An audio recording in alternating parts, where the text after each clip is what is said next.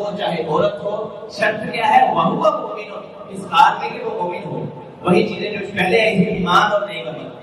پچھلی آیت کے اندر ایمان پہلے آیا تھا، نیک اعمال بعد میں آئے گے۔ یہاں اللہ تعالیٰ نے پہلے نیک اعمال کا تذکرہ کر دیا اینڈ پھر شرط لگا دی ایمان کی۔ ایمان شرط ہے، بندہ مومن نہیں ہے اس کا کوئی نیک عمل بھی قبول نہیں ہے۔ جیسا کہ عبداللہ بن جدعان کے بارے سے بخاری کے اندر آتا ہے، وہ بھوکوں کو کھانا کھلاتا، پیاسوں کو پانی پلاتا، بے کسوں کے کام آتا، محتاجوں کی مدد کرتا۔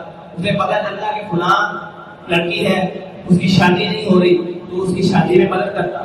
فلاں بندہ ہے، اس کے حالات بڑے ماڑے ہیں، صبح کھاتے ہیں شام کے کھانے کے لیے کچھ نہیں ہوتا، ان کے حالات گھر کے اندر فاقے چل رہے ہیں تو مالی طور پہ مدد کرتا، کھانا بھیجتا، دنوں کو دینار بھیجتا، بڑا اللہ تعالیٰ کی راہ کے اندر خرچ کیا کرتا تھا۔ لیکن ایمان نہیں تھا۔ ایمان کی دولت سے عبداللہ بن جدعان خالی تھا، مر گیا۔ صحیح بخاری کے الفاظ صحابہ آئے اللہ کے رسول صلی اللہ علیہ وسلم کے پاس، کہا عبداللہ بن جدعان مر گیا ہے یا رسول اللہ صلی اللہ علیہ وسلم، کیا وہ جنت کے اندر گیا ہے یا جہنم کے اندر گیا ہے؟ تو آپ نے فرمایا ہوا فی النار، وہ جہنم کے اندر گیا ہے۔ صحابہ نے کہا یا رسول اللہ صلی اللہ علیہ وسلم، وہ بڑے بھائی کام کرتا تھا، اس کی بڑی بڑی نیکیاں ہیں، اس نے بڑے بڑے فلاحی نیٹ ورک تشکیل دیے تھے، اس نے یہ کیا وہ کیا۔ اس کے بارے آتا ہے عبداللہ بن جدعان جس یعنی بڑی اس کے پاس دیگ ہوتی، اس دیگ میں کھانا پکوا کے وہ لوگوں کو بانٹا کرتا تھا۔ اور بدایہ و نہایہ کے اندر لکھا ہے عبداللہ بن جدعان کی دیگ اتنی بڑی تھی، سخت گرمی کے اندر لوگ اس دیگ کے سائے کے نیچے بیٹھا کرتے تھے۔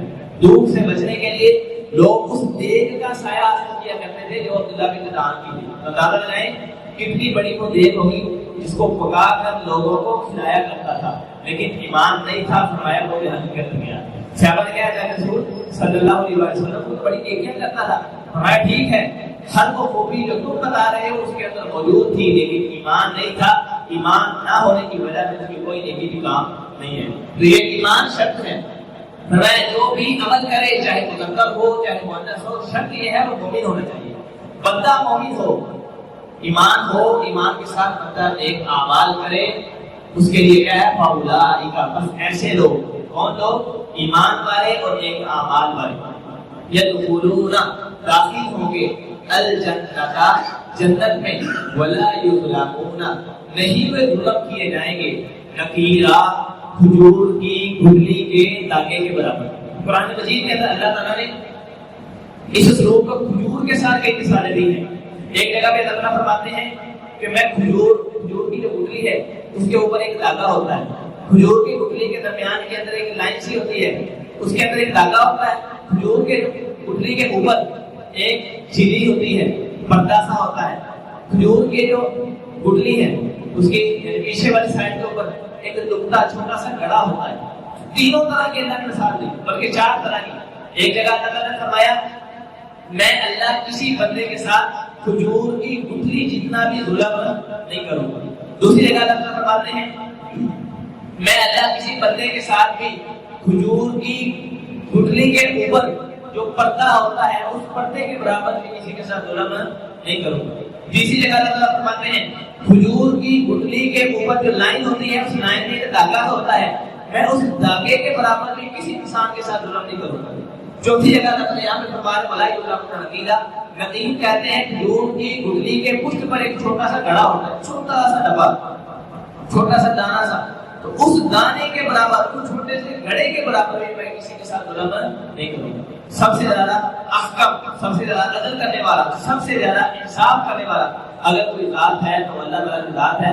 فرمایا میں کسی بندے کے ساتھ ظلم نہیں کروں گا، جو بندے کا جتنا حق ہوگا میں اس کو حق ادا کروں گا۔ جیسے کہ سنن ترمذی وغیرہ کے اندر حدیث آتی ہے، اللہ کے رسول صلی اللہ علیہ وسلم نے فرمایا کوئی بندہ بھی تب تک جہنم کے اندر نہیں جائے گا جب تک اس کے جسم سے آوازیں نہ آنے لگ جائیں واقعی میں جہنم کا حقدار ہوں۔ تو ہر بندہ کسی بندے کے ساتھ ظلم نہیں ہوگا کہ بندہ جنتی بندہ ہو اللہ اس کو جہنم میں ڈال دے، بندے کا حق ہے کہ وہ جہنم کے اندر جائے اللہ اس کو جنت دے دے، ایسا نہیں ہے۔ جو جنت میں جائے گا یقیناً وہ جنت کا حقدار ہوگا، جو جہنم میں جائے گا یقیناً وہ جہنم کا حقدار ہوگا۔ اس کے جسم سے آوازیں آئیں کہ واقعی میں حقدار ہوں سزا کا، واقعی میں حقدار ہوں جہنم کا، پھر اللہ تعالیٰ اس کو جہنم کے اندر ڈالیں گے، جیسا کہ ترمذی کے اندر حدیث ہے۔ تو جو ایمان لائے گا، نیک اعمال کرے گا، چھوٹا ہو بڑا ہو ذکر ہو مؤنث ہو مرد ہو عورت ہو جوان ہو بوڑھا ہو جو بھی ہو ایمان کے ساتھ نیک اعمال کرے گا اللہ تعالیٰ فرماتے ہیں میں اس کو جنت کے اندر ضرور داخل کروں گا، وہ بندہ ضرور جنت کے اندر جائے گا۔ اس آیت کے اندر بھی اللہ تعالیٰ نے ایمان اور نیک اعمال کا تذکرہ کیا ہے۔ تو نیک اعمال وہی نیک اعمال ہے جس کو اللہ کے رسول صلی اللہ علیہ وسلم نے نیک اعمال کہا ہے۔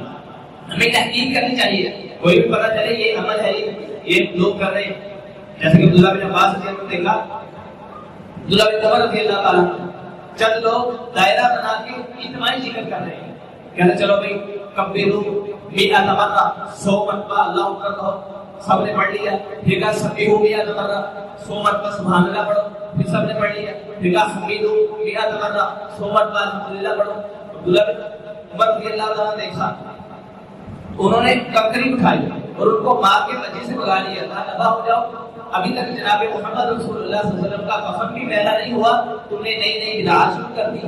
حالانکہ سبحان اللہ کیا ہے؟ ذکر ہے۔ الحمدللہ کیا ہے؟ ذکر ہے۔ لا الہ الا اللہ کیا ہے؟ ذکر ہے۔ اللہ اکبر کیا ہے؟ ذکر ہے۔ لیکن طریقہ محمد رسول اللہ صلی اللہ علیہ وسلم کا نہیں ہے، تو عبداللہ بن عمر رضی اللہ تعالیٰ نے ان کو مار کے بتا دیا، کیا یہ بدعت ہے۔ تو طریقہ دیکھیں، تو نیک عمل وہی نیک عمل ہے جس کو جناب محمد رسول اللہ صلی اللہ علیہ وسلم نے نیک عمل کہا ہے۔ اس کے علاوہ بندہ جتنا مرضی نیک عمل کرتا رہے، پیغمبر جناب محمد رسول اللہ صلی اللہ علیہ وسلم کی مہر نہیں ہے، وہ عمل مردود ہے۔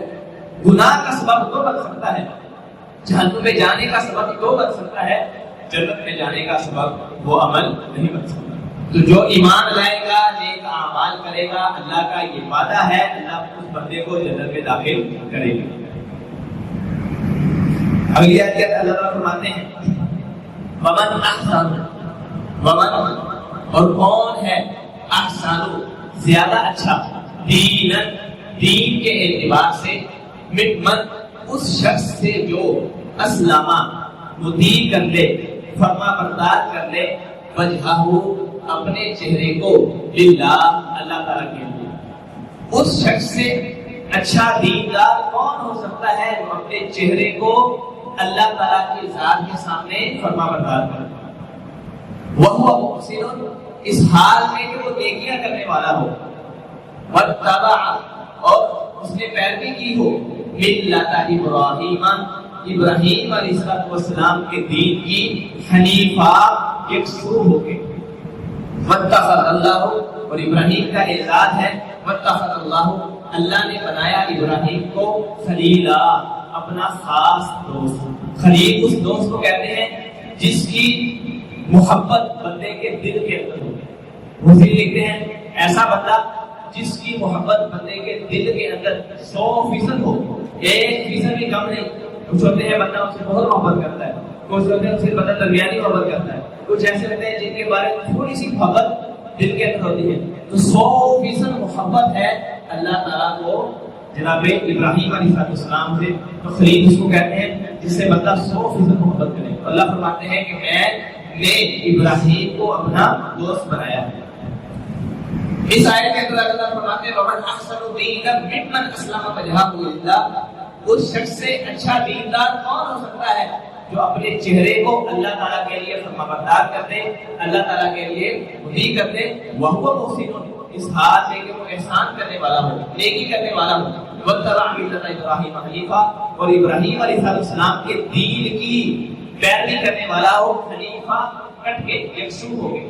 حنیف اس کو کہتے ہیں جو سب دروں سے کٹ کے ایک در کی طرف آ جائے، سب رستوں کو چھوڑ کے ایک رستے کی طرف آ جائے، جس کو کہتے ہیں حنیف، جس کا اردو میں ترجمہ یکسو ہونا، یکسو یعنی سب کو چھوڑ کے ایک طرف ہو جانا، بالکل ایک طرف۔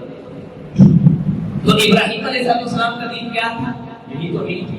جتنے بھی دین ہیں، آپ ہندوؤں کی کتابیں پڑھ لیں، بھگوت گیتا کھول لیں، اسی طریقے سے ان کے وید کھول لیں، ان کے اندر آپ کو چیز ملے گی، اللہ کی توحید ملے گی۔ یہ نہیں کہ ہندو بت پرستی کر رہے ہیں، بتوں کو پوج رہے ہیں، تو ان کے دین کے اندر یہ لکھا ہے۔ جیسے ہمارے قرآن مجید کے اندر ہر رکوع کے اندر قدم بہ قدم اللہ تعالیٰ نے شرک کا رد کیا ہے، لیکن پھر بھی مسلمانوں کی حالت کیا ہے؟ درباروں پہ کتنا رش لگا رہتا ہے۔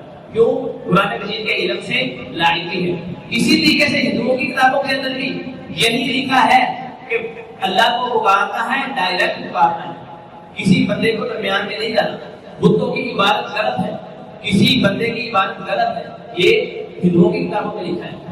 انجیل کھول لیں, جتنی بھی بدل چکی ہے ابھی بھی اس کے اندر, انجیل برناباس جو تھوڑا سا پرانا نسخہ ہے, اس کے اندر ابھی بھی ایسے الفاظ ہیں, ایسی آیات ہیں جن کا معنی یہ ہے کہ اللہ کو پکارو, ڈائریکٹ پکارو. میں عیسیٰ اللہ کا بندہ ہوں, میں اللہ نہیں ہوں. میں مریم اللہ کی بندی ہوں, اللہ نہیں ہوں. اس طرح کی انجیل کے اندر بھی باتیں کیا ہے, لا علمی ہے, جہالت ہے. تورات کھول لیں, تورات کے اندر بھی اللہ تعالیٰ نے کیا نقل کیا, اللہ کو پکارنا ہے, ڈائریکٹ پکارنا ہے, کسی اور کو درمیان میں واسطہ وسیلہ نہیں بنانا. قرآن مجید کے اندر اللہ تعالیٰ نے یہی بیان فرمایا کہ جو بندہ دعوت دینا چاہتا ہے, جو بندہ لوگوں کو مسلمان بنانا